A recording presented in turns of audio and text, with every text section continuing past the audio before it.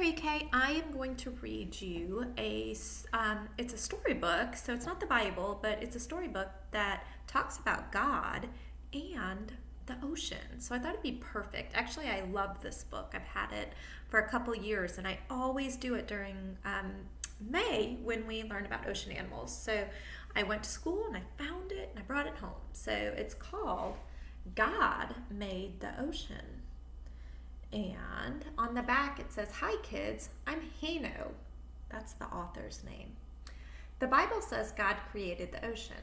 Let's learn more about this amazing underwater world.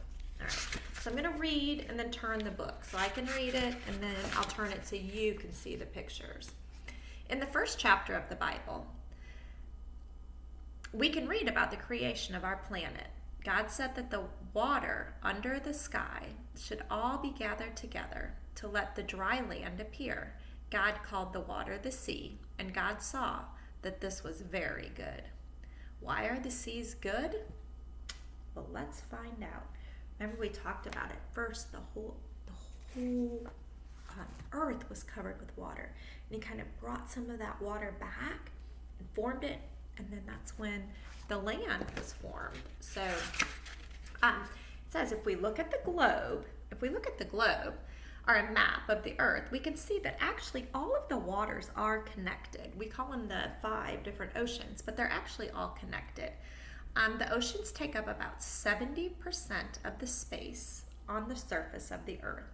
So there's more water than there is land on the earth. And over here I'm going to read, and it says, God gave us a lot of water, didn't he? He knew that we would need water to do many, many things.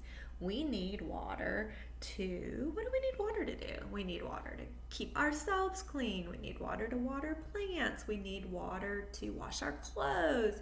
We need water to drink. So, but it says, but would you want to take a big drink of the ocean water? Would you? Have you ever done that on accident? What's different about the ocean water? Look, it's a picture of God with a salt shaker. We don't want to drink the ocean water because it's salt water, right? It says, no way! Ocean water is filled with salt, and salty water tastes yucky. Where does all of this salt come from? Does God have a giant salt shaker up in heaven? No, he doesn't. A lot of salt comes from the land. Water, so if you think about it, water that comes from inside of the earth, and it runs down lakes and waterfalls. It says, water runs down mountains and hills and streams and creeks and rivers. This water picks up tiny bits of salt from the rocks over which it flows. The rivers carry the salt to the ocean.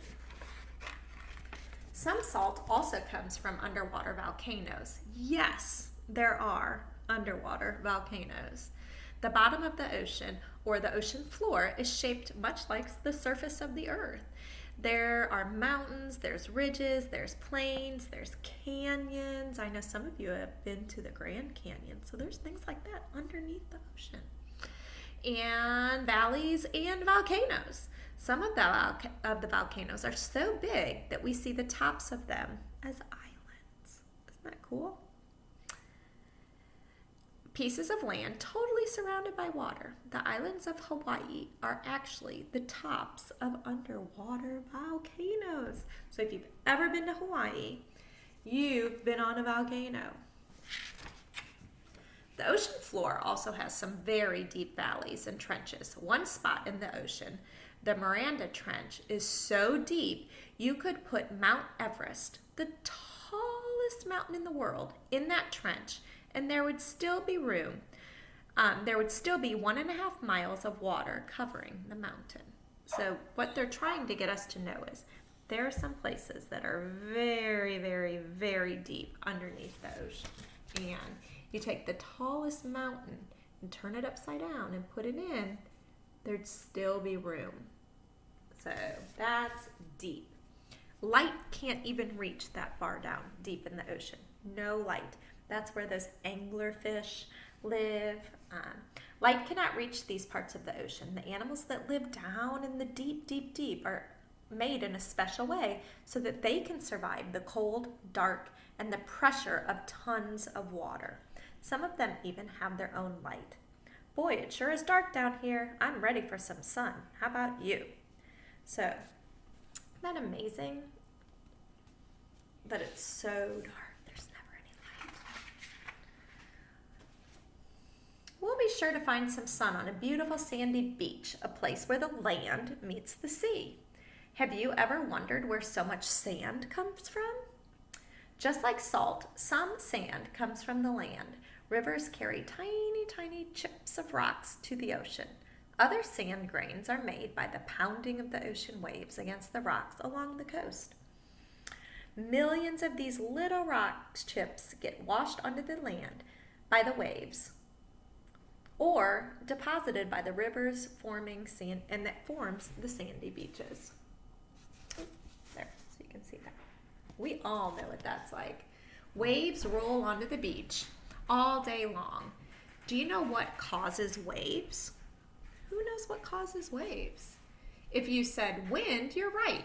Wind, or moving air, pushes the ocean water, making waves. Without wind and waves, there wouldn't be any surfing or sailboating.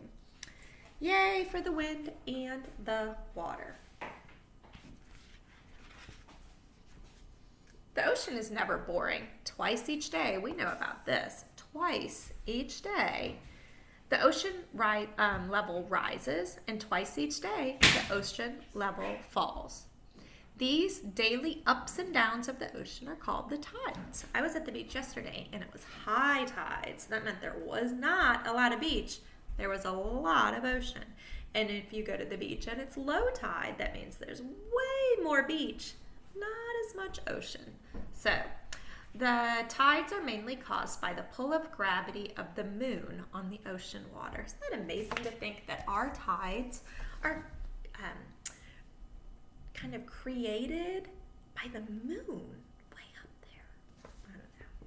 God really did have a plan, didn't he? The moon pulls on the water and the sun heats up the water. Most of the sun's heat strikes in the middle of the earth. This area is called the equator. Let me scoot over a little here. That helps. Water is very warm there. It's in these warm waters that the Earth's most powerful storms begin. These huge swirling storms are called hurricanes. We do know about those too, unfortunately. Okay. Some of the coldest waters are found at the top and the bottom of the Earth. They're called the poles, the North Pole and the South Pole. Because there's less direct sunlight there, the ocean freezes and turns into solid ice. At times, big chunks of ice break off and float into the ocean. And these are called icebergs. It's so cold at the poles that not many animals can survive there. You may have seen polar bears and penguins at the zoo, but in nature, they are really a world apart. Polar bears live at the North Pole, and penguins mostly live at the South Pole. So that's pretty interesting to know. The ocean water, the seafloor, the sandy beaches, the waves, the tides, the hurricanes, and the icebergs are all special.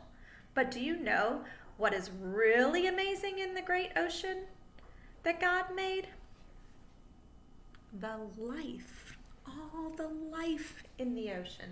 The largest animal in the world, the whales, are found in the ocean. The biggest whale is the blue whale, and it's long enough for 6 elephants to ride on its back. Whales are not fish, they're mammals. We learned about that last week. See, it's right here.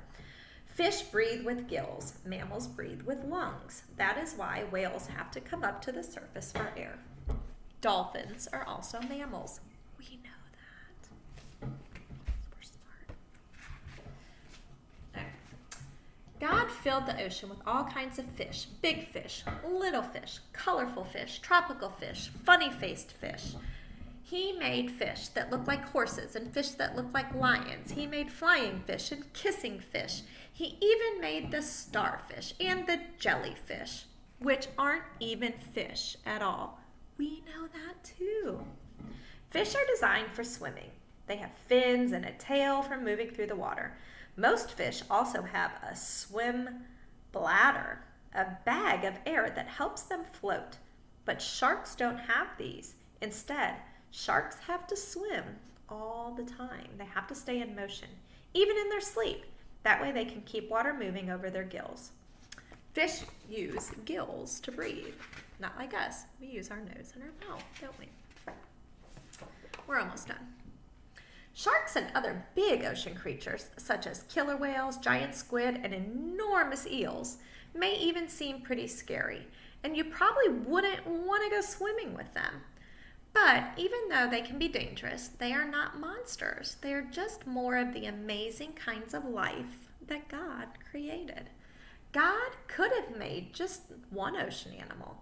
He could have made just one kind of fish, or one kind of crab, or one kind of whale, but he didn't. He made thousands of animals for us to enjoy, all because he loves us. This is the end. So, next time you go walking along the beach, that might even be today, think about the amazing ocean that God made. When God saw that the seas were good, when God saw that the seas were good, he was right. The end.